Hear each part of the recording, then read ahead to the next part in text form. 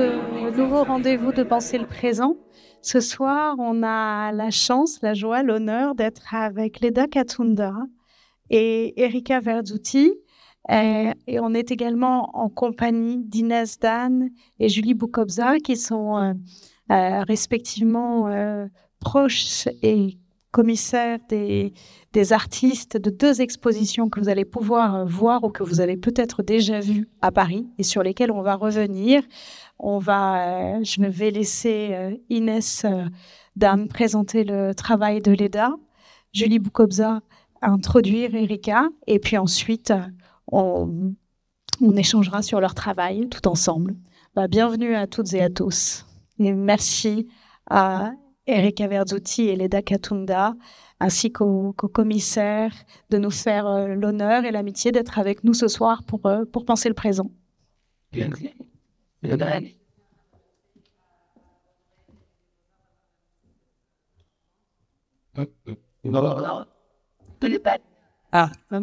Pardon. Je remercie également Audrey, Illouz et les Beaux-Arts pour avoir organisé cette rencontre. Et à la galerie Emanuela Campoli, on est très honorés de présenter la première exposition personnelle de Leda à Paris. Et Leda fait actuellement l'objet d'une grande rétrospective à la Charge Art Foundation avec des œuvres qui couvrent plus de 4 décennies. Et Leda a émergé en tant qu'artiste dans les années 80 au Brésil, à Sao Paulo, à un moment très particulier, et à la fin d'un régime militaire qui a duré presque 20 ans. Et il y avait une ouverture dans la production artistique, une effervescence, mais aussi, comme Leda l'a dit dans une interview, une espèce d'anxiété autour de la création. Et donc, maintenant qu'on a cette liberté, qu'est-ce qu'on fait d'elle? Et Leda a participé à une exposition emblématique à Rio en 1984 intitulée « Comment tu vas, Génération 80 » avec 123 artistes. Et le conservateur Marcus Lontra a pensé que le titre était assez suggestif. Ça voulait dire « Ça va, comment tu vas? Après avoir vécu 20 ans de dictature, est-ce que tu es là ou encore il y a quelqu'un ?» Donc il reflète un peu cette anxiété qui évoquait Leda autour d'une liberté retrouvée. Et c'était donc l'occasion de redéfinir les médiums artistiques et Leda a saisi cette occasion pour repousser les limites de ce qui peut être considéré la peinture et elle continue de le faire jusqu'à aujourd'hui. D'une part, elle utilise des matériaux qui s'opposent un peu à la toile blanche neutre, c'est-à-dire des tissus détournés, de la mousse synthétique, des jeans et des t-shirts qui représentent des équipes de football, des groupes de métal ou de choses de metal rock, des choses auxquelles les gens s'identifient fortement. Et d'un autre côté, il y a une certaine organisation dans les champs picturales par des grilles qui sont très très peu conventionnelles, des schémas insinués, des ensembles de cercles ou parfois par les motifs des tissus eux-mêmes qui peuvent avoir une certaine séralité. Donc ces pièces s'expriment toujours comme des peintures tout en s'affirmant aussi comme des objets. Donc elle crée ces peintures-objets qui sont hybrides. Et le travail de Leda, il porte sur la façon dont nous nous identifions aux images. Et il prend comme sujet le goût des autres, les siens, celui de ses proches, le goût en tant bien sûr que construction sociale, mais aussi en tant que besoin fondamental et attachant de l'être humain à se sentir à sa place, un besoin fondamental de s'identifier à quelque chose, à des images, à des vêtements. Donc, le consumérisme, il est aliénant, mais pas seulement. Et son exposition chez nous, à la galerie, s'intitule Favorita, ça veut dire le favori, la favorite ou le favori. Et c'est le moment où nous développons un attachement émotionnel à ces objets. Il y a un laps de temps entre le moment où nous achetons quelque chose peut-être de façon un peu impulsive ou irrationnelle, et le moment où cette chose devient notre chose préférée, notre jean préféré, notre t-shirt préféré. Et ça, c'est l'expérience et c'est les souvenirs qui sont liés à cet objet. Donc, il y a une dimension sensible très forte aussi dans son travail. Et ces œuvres récentes qu'elle montre à la galerie vont plus loin en matière d'excès. Elles sont plus intenses, plus baroques. Et l'utilisation du plastique est plus large, il y a plus de rabats, des ficelles, de couleurs. Et c'est parce qu'il n'y a eu qu'une accélération de la consommation et de la circulation des images, une demande plus forte pour construire une image de soi. le sujet, même nous, on devient une entreprise de nous-mêmes, comme on le voit notamment dans les réseaux sociaux. Donc, c'est l'une des raisons pour lesquelles le travail de Leda Catunda reste pertinent et devient plus pertinent avec le temps. Donc, on a hâte d'écouter sa présentation. Merci. Ah. Bravo. Bonsoir, donc je suis Julie Boukobza, j'ai fondé Pourquoi Paris, ce projet curatorial en 2022, avec pour désir ardent de faire découvrir au public parisien et international, uniquement pendant la foire Art Basel, des artistes internationaux dans différents lieux connus et méconnus de la capitale, des institutions publiques, privées, afin de proposer d'autres façons d'appréhender l'art, les artistes et la ville. Depuis lors, j'ai convié dans cette danse folle les artistes Michael Dean, Antea Hamilton, Jamion Giuliano Villani et Erika Verzutti cette année. Chaque proposition a été un acte de foi de leur part. Merci à toi, Erika, d'avoir accepté cette invitation. L'exposition Sculptures Last Night d'Erika Verzutti à l'hôtel Balzac, visible jusqu'à dimanche, est parfaitement fidèle au précepte fondateur de Pourquoi Paris. Oui. Moins fort, plus loin. Ah, plus loin, c'est pas tout mon genre, mais comme ça, je sais plus où j'en suis. Alors, j'en étais à quelle phrase? Pourquoi Paris? Et voilà, l'exposition est parfaitement fidèle au précepte fondateur de Pourquoi Paris, un lieu méconnu du public. Bonsoir. Hors institution, qui ferait exploser l'hygromètre d'un musée, où l'artiste a pu déployer sa pratique plus librement, sans les contraintes et les codes du genre, et proposer aux visiteurs une expérience extrêmement intime et personnelle autour de son travail. Et elle va en parler juste après. Pour donner quelques éléments biographiques concernant l'artiste, Erika Verzutti est née à São Paulo. Elle vit entre São Paulo et Paris. Ses dernières expositions personnelles sont The Life of Sculptures à l'Uma Arles en 2024. Noticia à ICA, Milan, en 2024 également, au Elles Museum à Bard College en 2023, au MASP à São Paulo en 2021, Nottingham Contemporary en 2021 et enfin le Centre Pompidou, ici à Paris, en 2019. Son travail est entré dans les collections de la Tate, du Centre Georges Pompidou, du Carnegie Museum, du Guggenheim, de la collection Pinault et enfin d'Ignotim, pour ne citer que quelques collections. Je suis très heureuse de revenir aux Beaux-Arts aujourd'hui grâce à Audrey Hilos, car j'avais fait donc une conférence avec Jamion Giuliano Villani l'année dernière ici. Et ainsi de développer le pendant discursif de ce projet, qu'Erika Verzutti puisse ainsi dévoiler son parcours, son processus créatif, intellectuel, avec en miroir la pratique admirable de Leda Catunda, exposée actuellement chez Emanuela Campoli. J'en profite pour remercier la galerie Fortes D'Aloia Gabriel, sans qui rien n'aurait été possible. Merci, bonne soirée. Je prends le relais de mes camarades de jeu ce soir et j'ai trouvé une petite pépite en lisant la chronologie qui était rédigée par Fernanda Brenner, justement dans la monographie que citait Julie là. Dans la monographie d'Erika Verzutti à l'occasion de cette exposition personnelle que tu mentionnais au Centre Pompidou. Et Fernanda, vous dites, justement, vous écrivez, Erika Verzutti naît à São Paulo. Bien qu'elle aime dessiner, elle décide de suivre des études de design graphique à l'université Mackenzie de São Paulo, dont elle sort diplômée en 90. Pendant ses études, elle visite toutes les galeries mentionnées dans les magazines d'art. Sa première rencontre avec l'art contemporain date du moment où elle voit une interview de l'artiste brésilienne Leda Catunda parlant de son travail à la télévision. Et dans cette même chronologie, on voit, pour ouvrir la chronologie d'Erika Verzutti, une reproduction. C'est la seule œuvre reproduite hors œuvre d'Erika dans la chronologie, qui est l'œuvre de Leda Catunda, Camisetas de 1989. Donc je trouvais que c'était une belle entrée en matière pour notre soirée.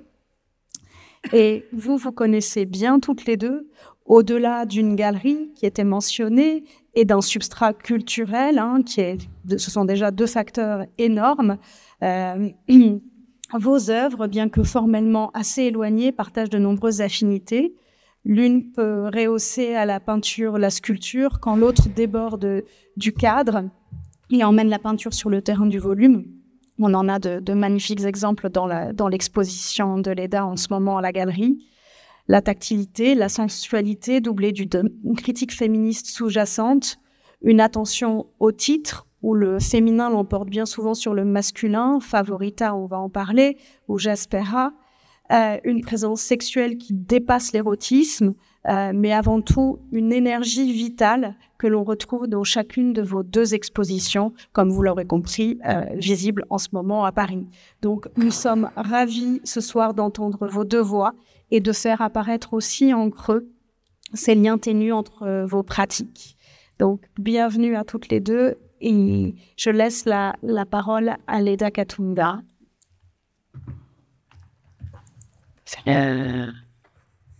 Bonsoir. I would like to thank you for inviting me, and I'm very happy to have this my first solo show in Paris.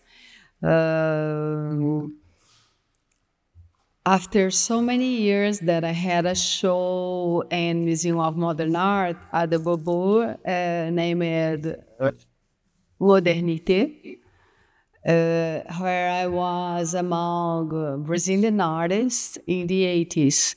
And then I'm back. And I'm happy because of 2 things that I'll tell you. That is, having in this show the latest production, but also that I'm having this very surprising, even for me, retrospective in Sarja Art Foundation in the Middle West and the Emirates.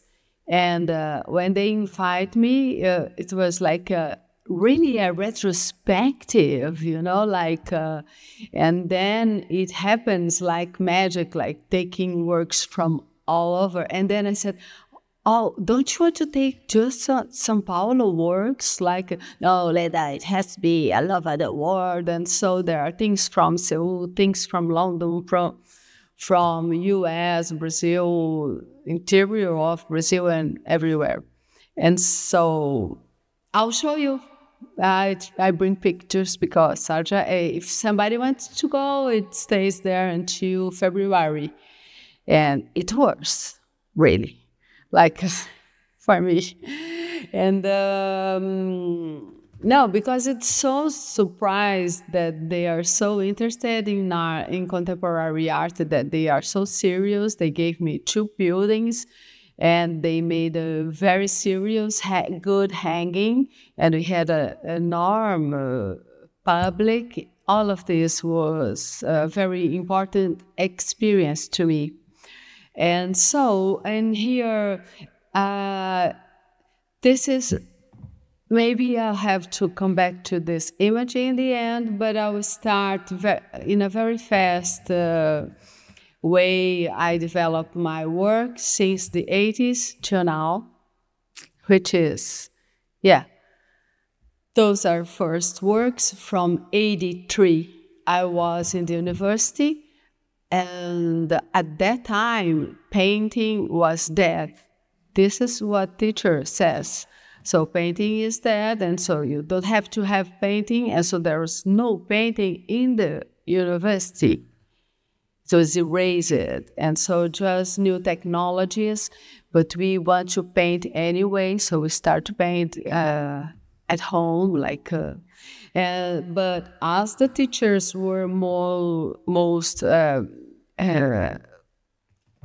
conceptual art artists, and so we were focused in semiotics and this kind of things. So I start to think about what kind of painting can I do, can I make, can I invent? And I thought it must be something after representation like this, like art history, and after expressionist, like no feelings, nothing. I want something more conceptual. So I thought about Marcel Duchamp, merci beaucoup, and appropriation. And so this is a children blanket, and those are towels for children too that had already image. And I thought about working with an industrial kind of acrylic, like a no good color, like regular color, and just covering parts of the image to let this new appearance.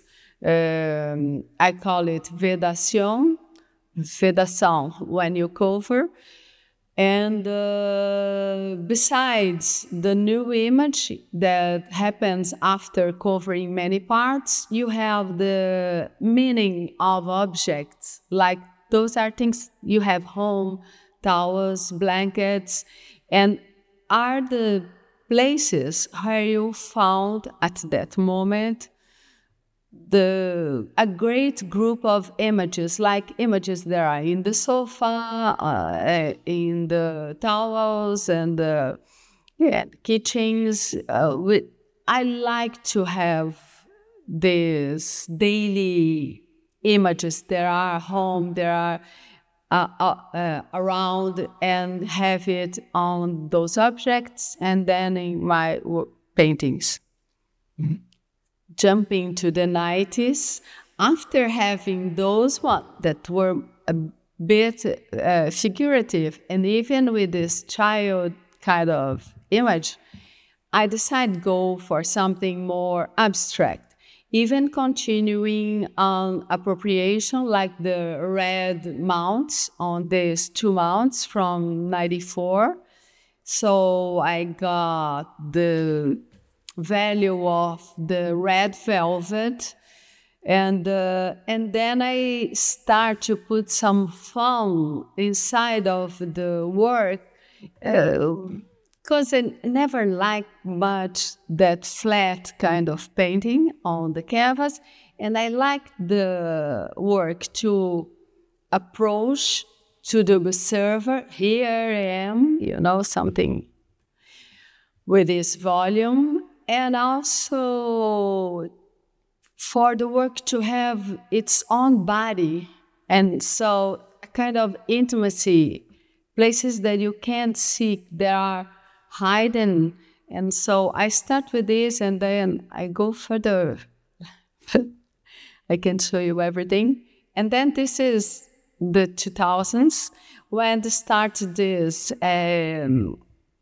technology. You can print pictures everywhere on your clothes, t-shirts. Then I start to make pictures myself, because I was doing this todo pessoal with the many colors and many layers, again in a way of creating a new kind of painting object that don't need wood structure. And so I make those 5 layers, and so they are interlaced to create this body of things that appears and disappears. And when I finished this after 6 months working in the structure, I thought there's something missing. And then I realized there's people missing, and so come on everybody. And so I thought I can't use pictures of the other people, and so I start to take pictures, and I realized it's so hard to be a photographer. Like people get shy when you show the machine, photo machine, and so I took my students to the wall. Teacher is going to take pictures. It's and also because I have to ask to the person, would you like to stay in my work? And so this is our familiar person, because I think you need the authorization for use the images. And then I call it everybody is this translation. Tout le monde, c'est en français. The other thing that looks like artichokes, is this the way you say? Artichoke, yeah. It is supposedly portrait. It should be my portrait. And I thought, oh, it should be everybody pieces of faces. But there was just my husband. And so it's a mix of my eyes, his nose, and then thinking about this structure of life, full of layers and feelings. And I love this idea of these drops of this kind of shapes and round shapes also, to have something non-aggressive on the structure of the works. Yeah. And this is much more pop work. When I start to make appropriation of clothes with famous people, and or even the lobo, which is the wolf, is those images that I found in rock and roll T-shirts. I had a moment making some prints in London, and so they take me to Camden Town, and so I saw those T-shirts amazing because there are the groups and lots of schools, and I start to buy the T-shirts, and I had a hard time to put them together, and even my British friend, he says, "Leda, this is so ugly. You never make it." And then it was really hard. But then I put the names. And even in Sarja, it is in Sarja now, there's so many fans that stay looking. Say, "Oh, Nirvana was the best ever." And so I like this. It's the start of the way that took me to Favorita, that when you really love something, because, yeah, and then there's okay, we can go with there, yeah. The pink one is, I don't know, it's hot chicks, like in Portuguese, gostosas, which is a bit vulgar, but it's curious, this need of women always super sexy, and there are women from all over, and even I found that black and white cloth full of Britney Spears and other Madonna, and I thought, who's gonna dress this? Like, you're gonna buy this and make a dress yourself with these girls. I think this thing is a change in my appropriation system to show what we choose to like. And you may like rock, or you may like these women, or you may like football, or basketball, or any kind of image. It's not about beauty or ugliness. It is much more about self-identification. And this goes to Favorita after some 10 years. And now we can go. No, go to, sorry, this. Yes, this is because I'm in the school here in Beaux-Arts. Thank you again for inviting me.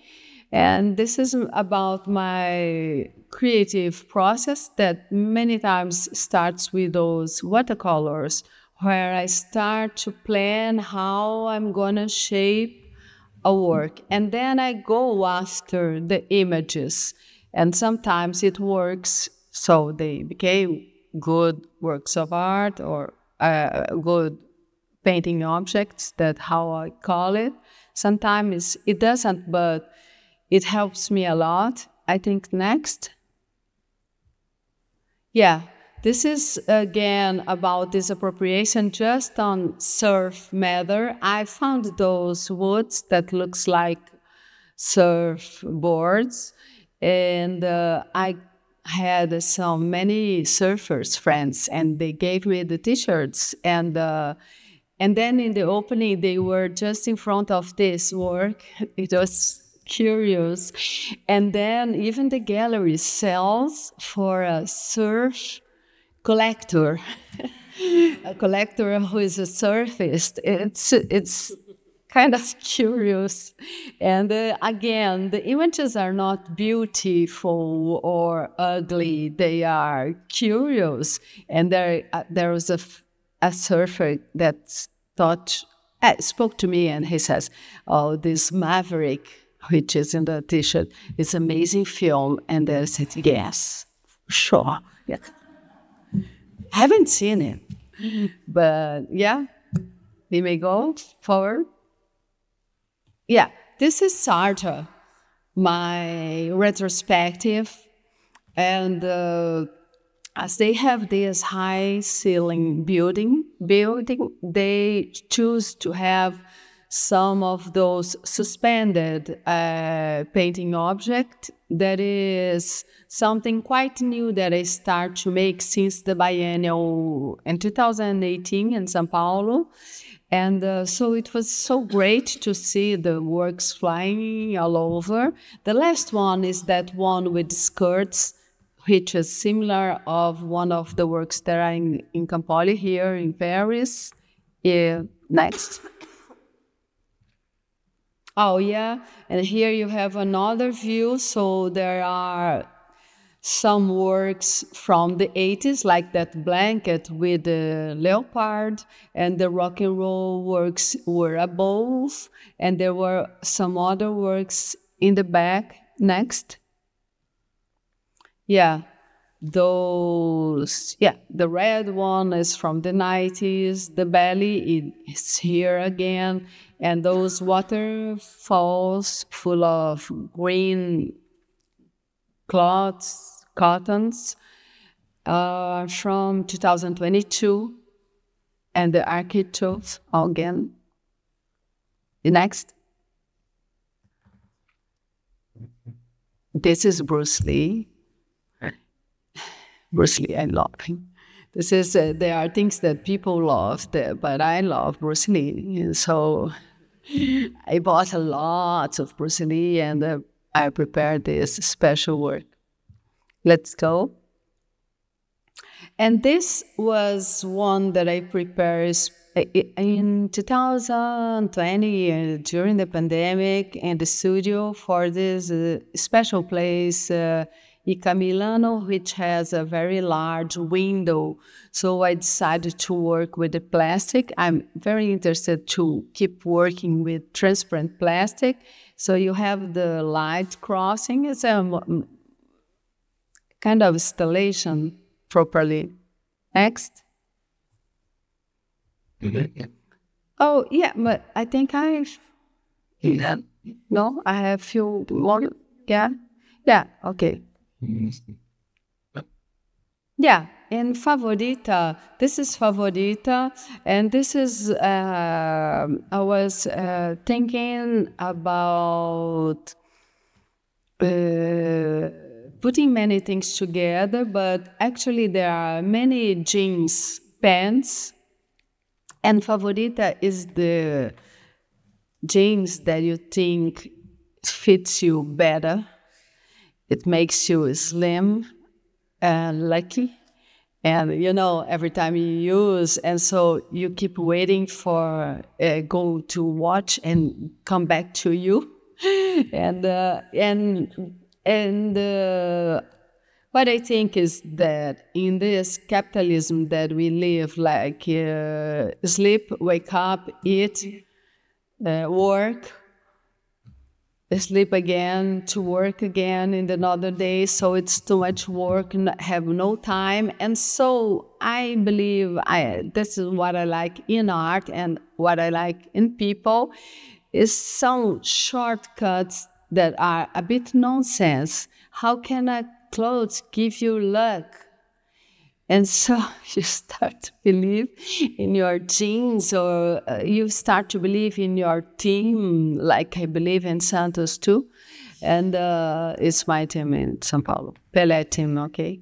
And then, I think this is the nice space for art to create new paths, new places for thinking, new spaces, as we are all the time working to pay the bills but then you have a place in your mind where you can invent some self-mythology, something that you create, and that will make life a little funny, because I think the system is very strong. It should work for us, no over us, against us, because I think it's going each time faster and more expensive, and I don't know, all the problems, but I like the solution. The solution is in your mind, it's in creation, create new perspectives. Because of this, I like all those guys here. Okay? Yeah, that's it. Thank you, Leda. We suggest that we switch to Erika, and then we open up conversation in between us and all of you.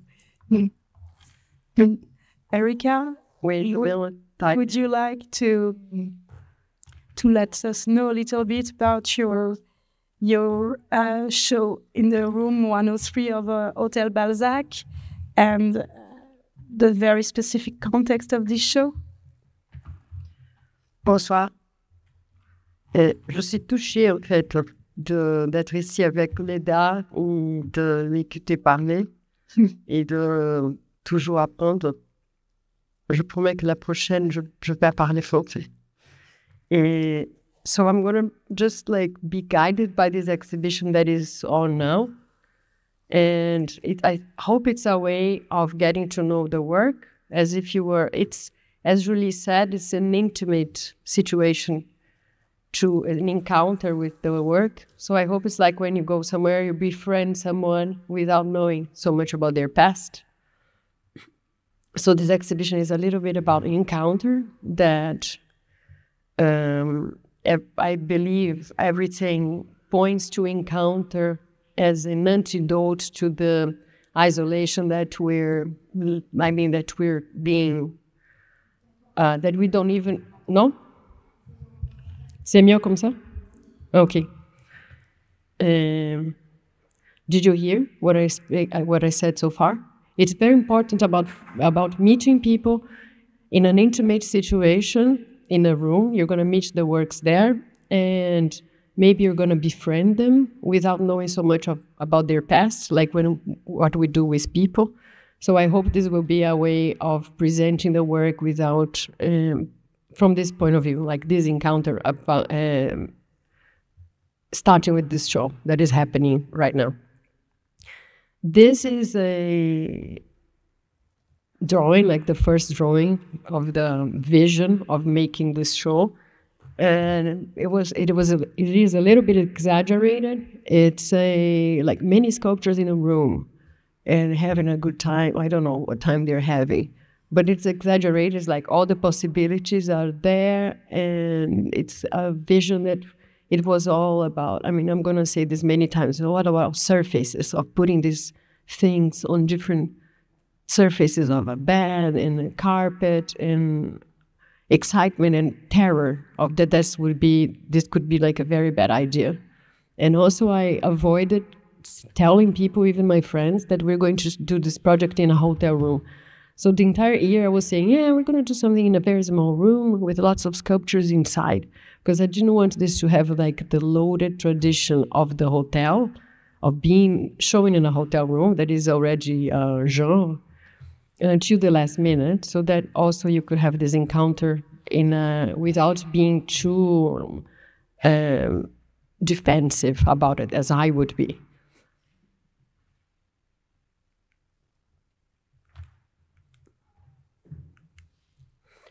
So let's try to do like the parcours of the exhibition when you arrive. This is, it's going to be all spoiler. I hope you come to see it in person.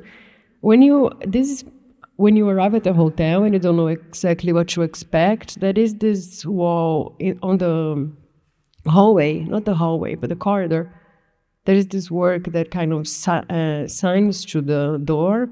It's called Breakfast, and it is like this. Normally, lately, we're gonna see these works with eggs and indentations, and I make them all the time. It's kind of the easiest thing for me to make when I don't know what I'm doing. It's indentations and eggs. Here we have potatoes. There is a new thing. And normally I make them on the wall these days. They're my flirtations with painting. But before making that to the wall, I made them all, because I only make sculpture, I made them on the table or on the floor. They were small boxes with eggs on the top or small stones, and all about like indentation and having these nests for objects. And I felt as if I was not allowed to have anything on the wall, being like making sculpture. So I always say that one night, I as if when no one was looking, I move it to the wall and I go like, and I say, I think I can do this because it's a different way of dealing with gravity. But in this case of this show, for some reason, there's nothing on the wall. After, you see, this is a close-up. And I'm going to go back to that one. So the first work that we see in the room is this, it's titled very descriptively, Dog, a submissive sculpture waiting by the door. When I look at this, I only see a dog. For me, it's kind of figurative. But it is an assemblage of cacao, an aubergine, a melon, and a block of concrete, in this case ceramics. And it's new, like I never done this shape before. It's I think the newest thing in the show. And for me, it is a more fluid, maybe less orchestrated way of assembling this fruits and vegetables that I've been doing for so long, and because I think they're my geometry, that I play with the shapes of fruits and vegetables because they are like a organic geometry, and I just can't stop. Apparently I keep doing it. So this is, the other one was an example of how the same shape appeared like in 2013 in a wall work, and now the same guy, and this is, we can see how it feels different, like gravity feels more, feels stronger when it goes to the wall, in my opinion. And it appears here again. This is cornered baby girl that is occupying a corner, so I think it's my first corner sculpture. So these are things that were reactions to the space. I don't know if I would have made a corner sculpture if it was not by this situation. And also dog, I think it also like appeared. These pieces, they were kind of all born in the room by reacting to the space and this intimate, not approach, but the opposite of approach, maybe like hiding almost. This is like just for showing that normally these towers, they would be vertical towers, like Brancusi, as if Brancusi was a square or a cube, a shape that is already, for humanity legacy. And so I made a few. This is one of the first, 2011, towers of fruits, because the star fruit for me is like, it's absolutely the same structure as the Brancusi element. But then lately I've been trying to escape verticality in a world that is not so much, assertive is not so much what we need right now. So I've been kind of submitting the sculptures to what they would be if they were affected by the wind, or they're going to be deformed, sometimes on the floor, as we're going to see next.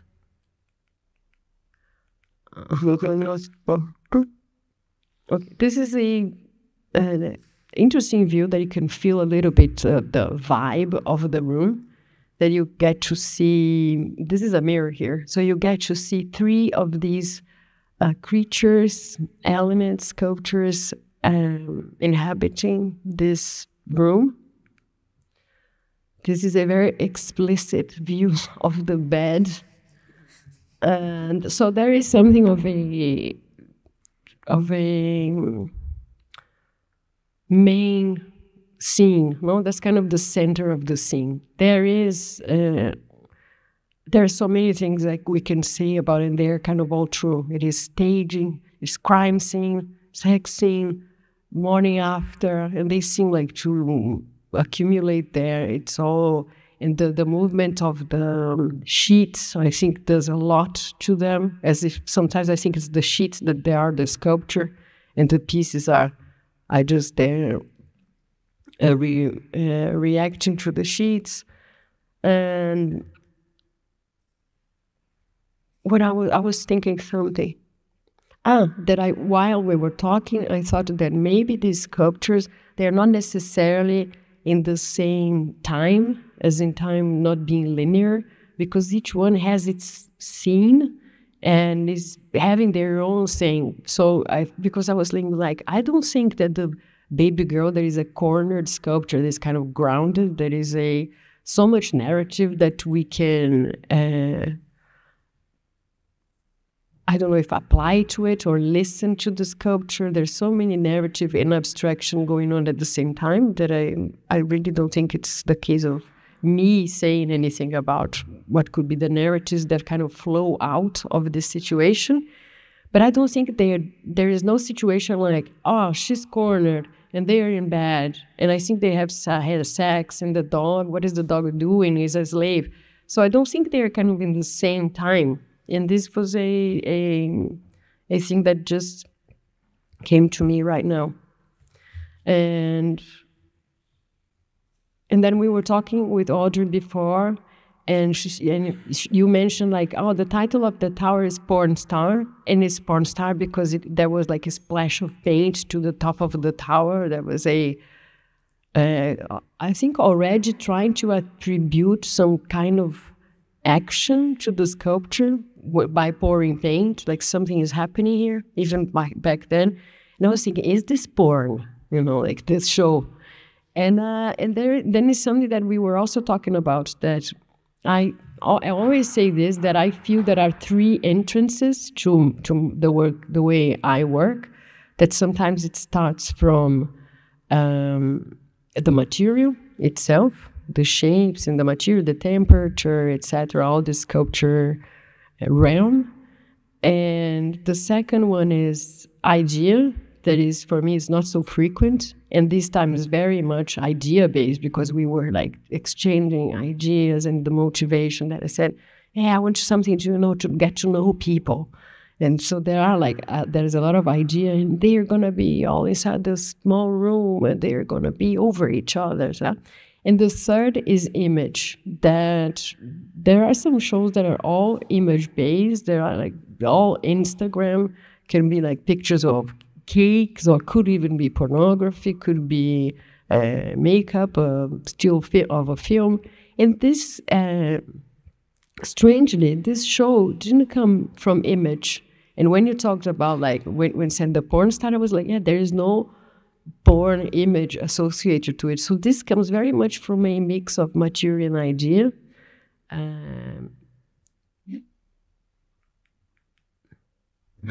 So that's the sculpture that we just saw in bed.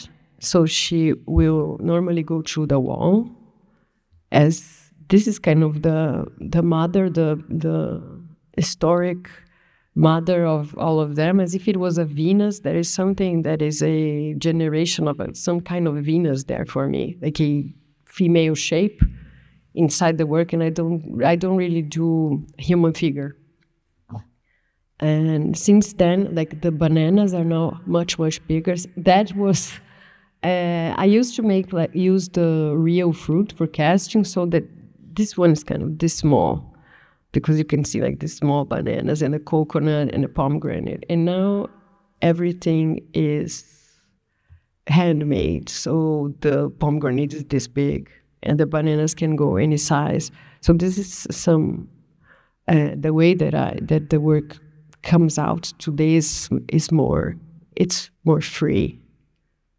So this is the same structure affected by wind. This is a show that was this year in São Paulo, and it was called Sculptures with Wind. So I've been doing this very ambitious thing, but trying to be it in a silly way so that it's not too complicated. The show was called Sculptures with Wind. This one is Sculptures Last Night. And there is a film we're going to see at the end that is very ambitiously called The Life of Sculptures. So, I mean, one gets an idea of the type of experience that I'm trying to have myself, and as if the work itself was having an experience and sharing this experience with all of you. And this is I think it's masculine. I was going to say the guy who is also on the bed. So the way they interact, like one sculpture going over another and making a cross, this happened in a show in Milan that we showed in the same space. So this is kind of something that is having sculptures shown, not necessarily or arbitrarily different from what they are normally, like they will not be touching each other. I did some once that put all the works together, almost like touching each other, so that the exhibition experience is something that you're not going to see again. Julie writes about it and say, when in life do you see two sculptures kind of on top of each other? So this is the other part of this. That's the cube, and now it's just like lying on the floor as if it's falling, having his kind of out of context. Another view of the scene. There's a film on the TV that I'm gonna show briefly. These oranges they were very important to me. I never knew exactly why there are oranges there, and I couldn't explain when I was talking about the project, but they are very important for the eye to find other points and not to be just like, it's not so much about the mind thinking, what is this about? Your eye goes around and gives you other perspectives. So, I'm very attached to these oranges. And they are a dozen oranges as we buy them in a bag. Not that I'm so conceptual about it. And I was asking myself, like, I never do things like this, like loose fruits, it felt like a little bit vulgar. But then I remembered that in 2010, I did this like called Battle. There is this accumulation of watermelons made of concrete, and they also they do strange things. They can be installed in different ways depending on, because it's very heavy, so depending on the way that the work is carried into the exhibition space, it kind of stays as the way it was transported. And this is the bathroom of the hotel room, and something that was a gift as our friend Jacques Lerner, another favorita artist of ours from Brazil, says the most that we get from any experience, any exhibition, any residency, even when you're working in circumstances that are not ideal, which is not the case, the work is the gift, what you learn and what the experience. And so this was the gift for me, to have this shower niche, something that was there in this incredible marble that I didn't even know how to relate to. But I mean, here in this city, we're very used to glamour and beauty, like the room that we're in is like learning to live with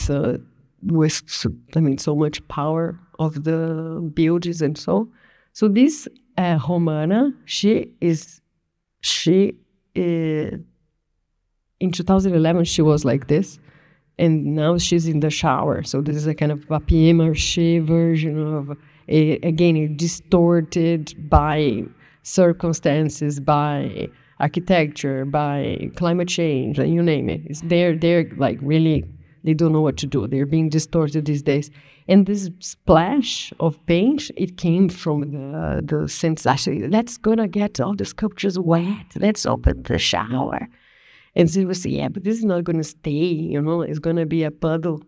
And so, yeah, maybe they're just splashed. And of course, the splash is not water. And as in porn stars, something that I do sometimes is to splash sculptures as a way maybe of exercising risk and sharing the risk with who's seeing. Say, you see, this was really risky.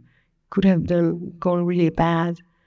And so they are like shadows and silhouettes of works that also something very self-referential in this show. But so this one is kind of a shadow of this. This is a shadow, but this is a totally new shape. But even so, Jasper is a mention of Jasper Jones' can with brushes, the Savarin can, which was a structure, the sculpture that I saw very early, and I was like, wow, these spikes, there's something that is so powerful. This sculpture that is a solid and goes into flare and goes into spikes. And so the first time I did this was in 2006. This one was called Jasper at School because it had like its little notebook. It looks a little bit like a pineapple, so it was also a little strangely, oh, that's my tiger. Yeah, we're almost there. The shadow of this. Drawings, we faked the frames of the hotel as they have it. And I just like made the same frames and with some drawings that also you can see relate to the setting. Yeah. And there is a film on the TV that is called The Life of Sculpture that I mentioned. And I was going to show a minute of the film, but I'm not so sure if I should show the film, There are some things that I wanted to say before that while Leda was talking, there was such a link to when we were talking about favorita, and let's say people are moved by what they are moved, right? If they are moved by rock and roll, it's rock and roll. They love it. Passion is something we don't really know where it comes from. And the only time that I wrote anything, I relate to that so strongly. The only time that I wrote something was my essay at Goldsmiths. It was that the starting point, like the first generation of life, of art for me, was about being a fan of something. Because fans produce things, like produce the T-shirt, and the only way I could understand where it was coming from was from fandom. And then I was a little touched to have this thought now, because your thing was the first thing that I saw on TV late night, and I was like, what the fuck is that? No, I had no idea. I was, 18, and I had like no reference. So it was a assemblage of political T-shirts, like very cheap white T-shirts with the names of the candidates on, something that we don't have so much anymore. And very depressive objects, but beautiful at the same time, because they were all white with like very simple writing of numbers, like 221 vote. And it was all covered in green. It was like a jungle of politician names and numbers. And so, yeah, that's the only image that is in the beginning of my biography, my timeline. What is that? That Fernanda did for the book too. So I wanted to say this, because it's a circle of the way people see the work. The surfers encounter your work, I encounter your work, and I think it's all because of that. So I don't really even feel like playing in the film now. I think we should stay here and talk. Thank you. Yeah. You both, and it's funny that you said that about this fan motto that you wrote about, and I was thinking about that sentence one of your mottos, Leda, that is, I like to enjoy the things other people like often. And I think we had a hint at that when you were thinking about that bad taste and good taste. But if you want to say a little bit more about that, we'll be more than happy. Yeah, this was the name of the retrospective. I like to like what others are liking. It's like a no personality kind of statement. But actually, is this idea and about people get attached to the things that they want, like Erika was saying, and I like to put myself in their places and imagine why they like that. Like, some things are so stupid, but people really like and follow and believe. I like this mix of love and believers. And it gives a sense of life. And so I think this is a very effective way to see people, because everybody is in their own space, mental space, but finding a way or choosing what they want to believe. This is, I think, it's very interesting, because some centuries ago, you were forced to believe in something. It doesn't matter. But now in the capitalism, you may choose whatever, even religion, to believe. You may choose even many gods. Like, if you want to be inclusive, and so you have to like the God of the other one too, because they like it. I don't know. Was the meaning of this. And a friend of mine I was today, and this is a phrase I spoke with in an interview to Fernanda, to my pink book. Yeah, I like to like, and then they read it and they said, Leda, what it means. I like to like with others are liking. There is a word that is very that you mentioned several times. That's the word Leda, the word Yeah, vous m'entendez mieux là? There is you mentioned several times the word appropriation, image appropriation. And appropriation is a very loaded word, mostly at the moment. But I was thinking about in continuity with the devouring strategy that was developed in Brazil through the Anthropophagic Manifesto, and later on with the Tropicalia movement in the 70s. How do you both position or react to the term appropriation today, in our context today? Erika, you insisted on this piece, Jaspera, that you mentioned a little bit, and Leda, you worked emerged in the 80s at the moment also where appropriationist tradition was very present. So I would like to hear you both on that.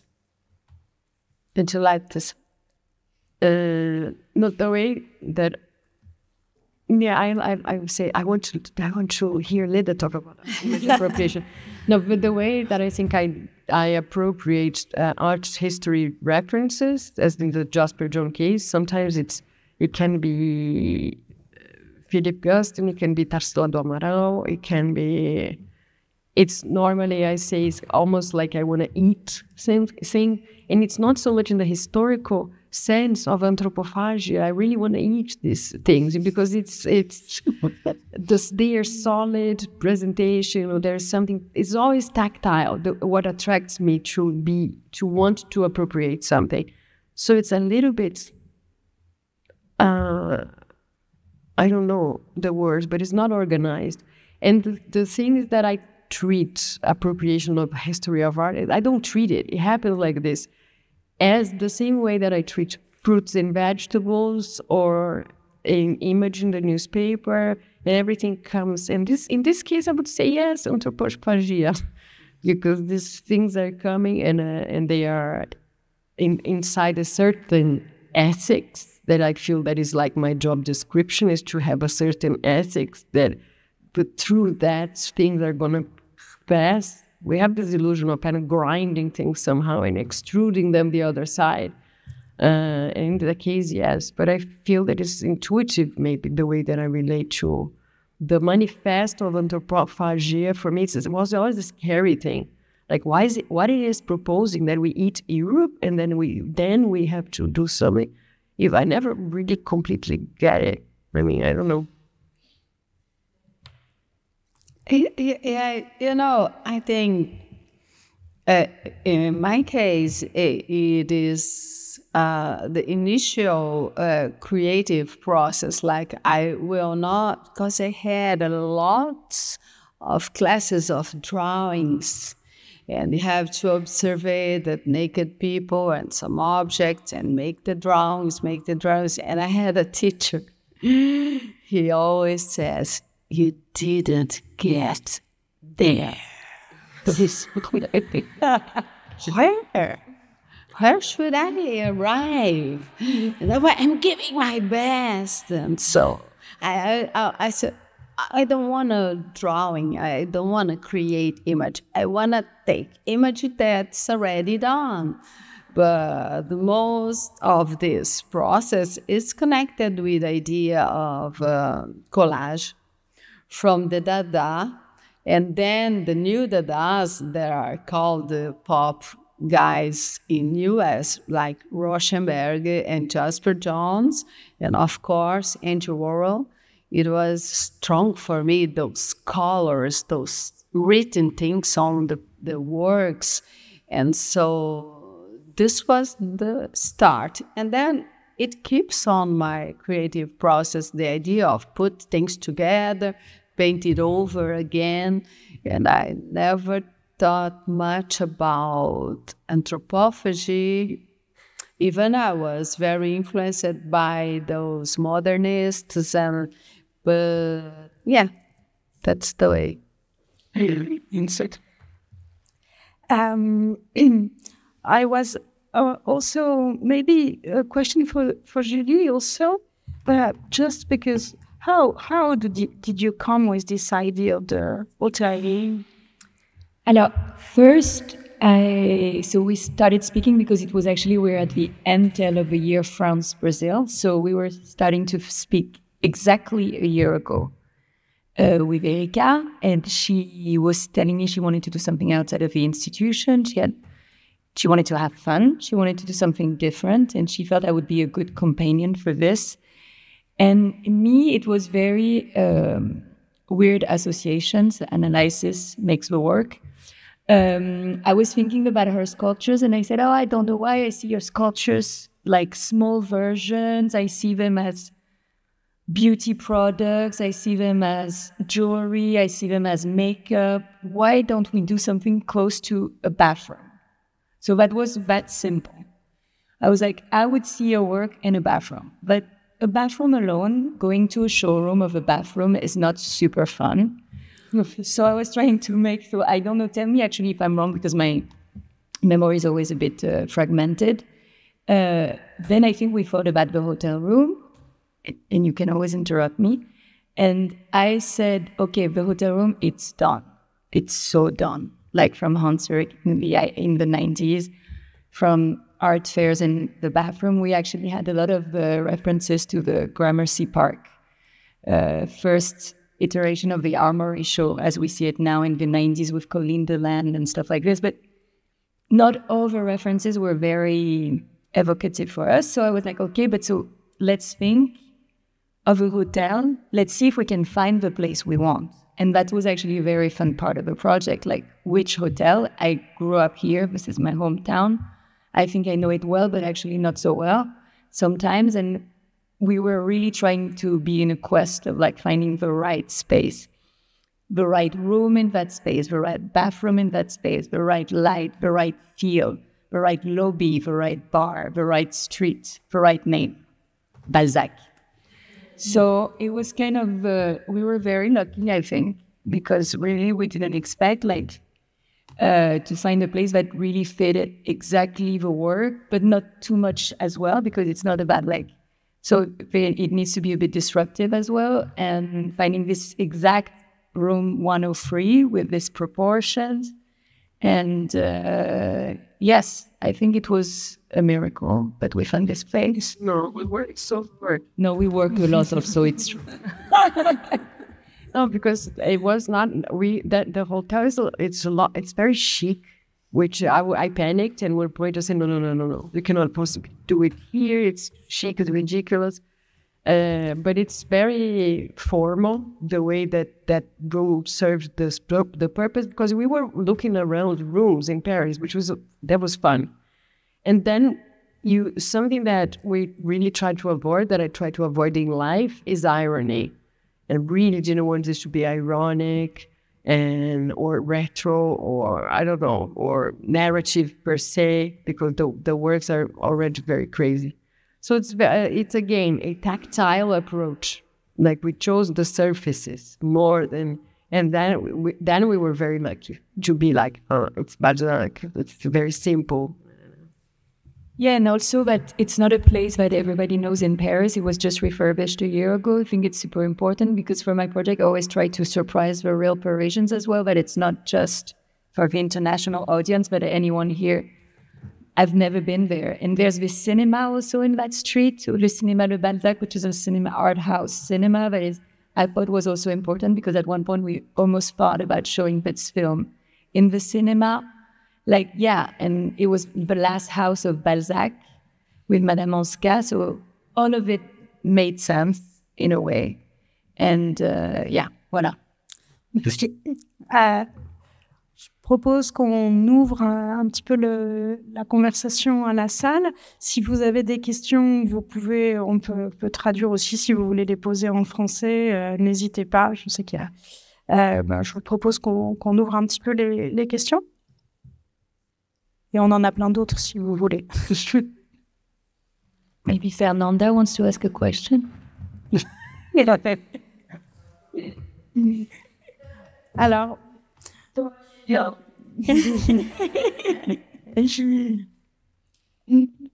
je voulais maybe Ines, we had the opportunity with you to do a tour of the show with many students on Tuesday, and during your visit you insisted on something that is very present in Leda's show, the motto of gold in the show, and I was wondering if you could tell a little bit more, the two of us, about this very choice, and maybe afterwards we can also relate Erika to it.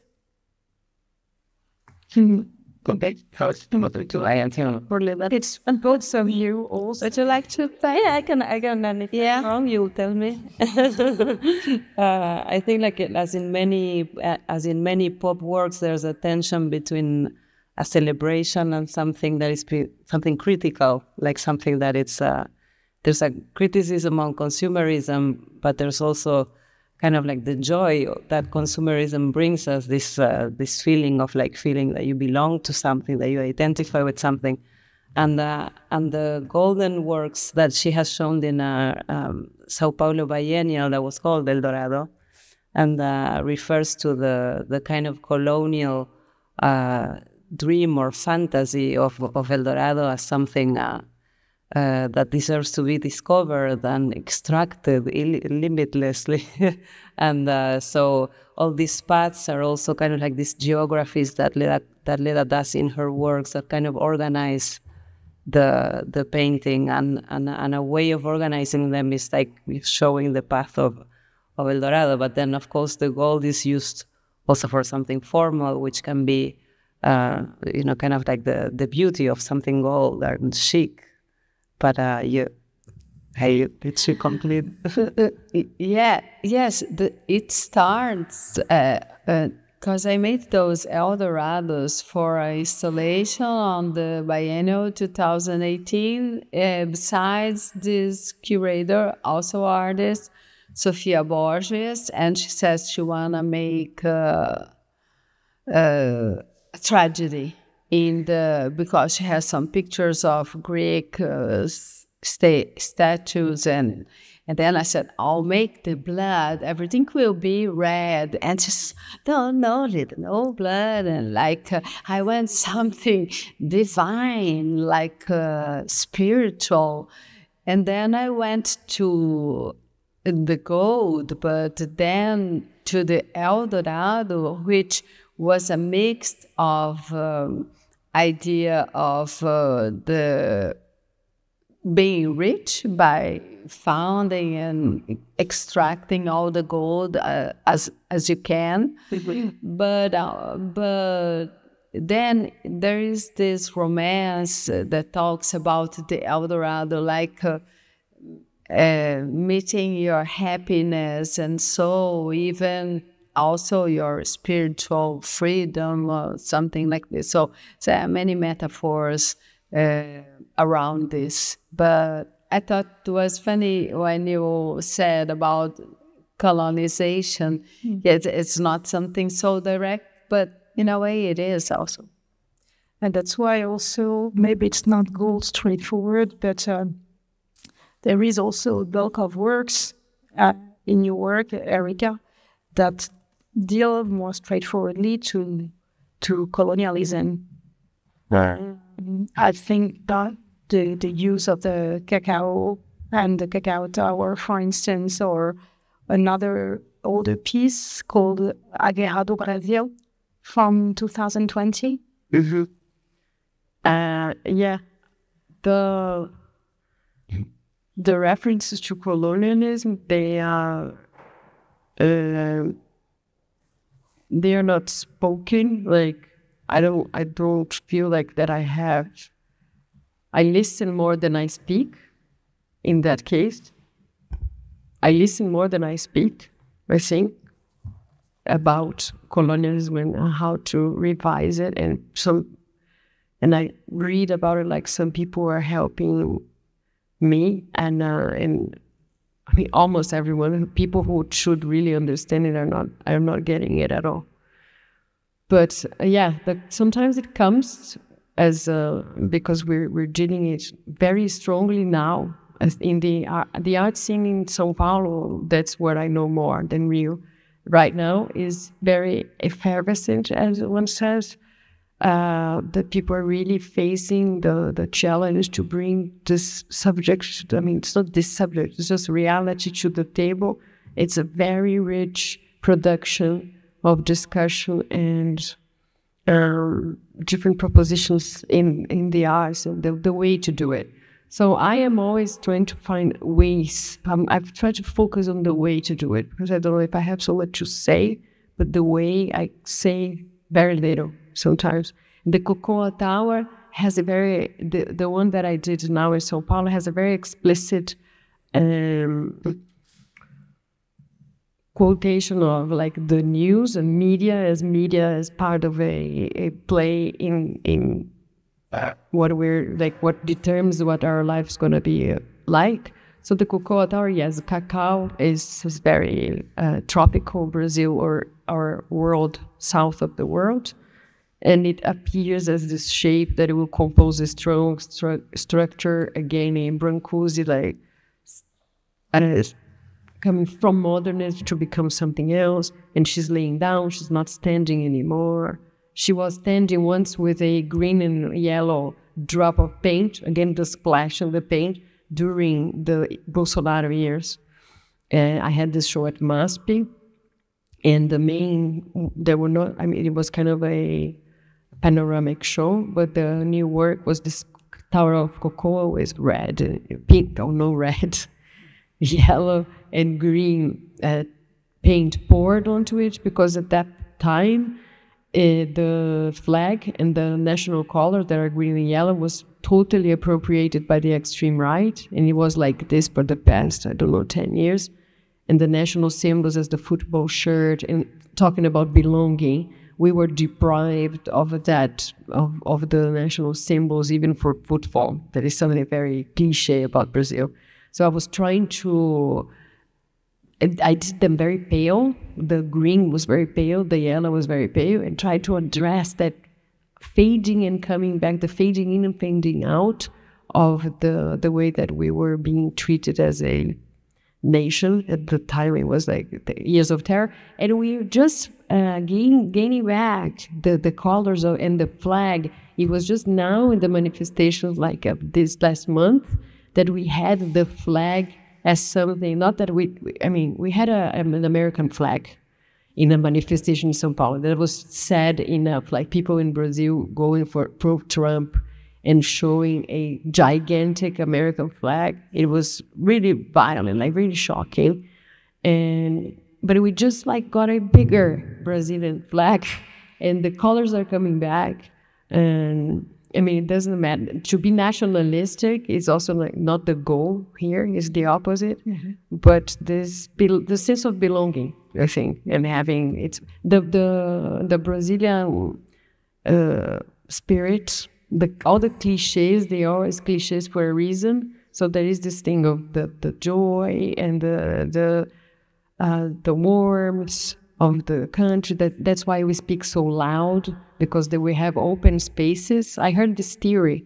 We speak so loud because we have open spaces. So like in small countries, you get more consonants because you speak closer to people. And what am I talking about? I'm already. Merci à vous toutes, et on peut continuer un petit peu de façon informelle, si vous voulez. Merci. Merci à vous.